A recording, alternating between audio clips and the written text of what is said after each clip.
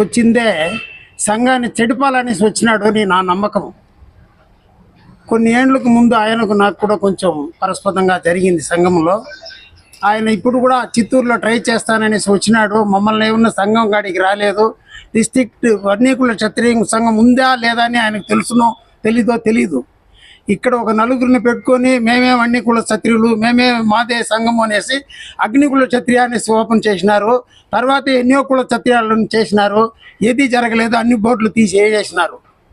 ఇది 40 ఏండ్లకు తర్వాత 40 ఏండ్ల క్రితం నేను స్థాపనం చేసి ఇక్కడ స్థిరం చేసిన ఛత్రము వర్ణీకుల క్షత్రియ సంఘం అనేది డిస్ట్రిక్ట్ లెవెల్లో అందరికీ తెలుసు.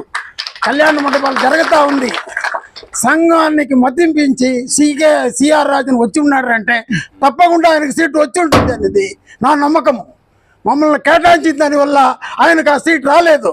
ఇది గట్టిగా నేను చెప్పగలను.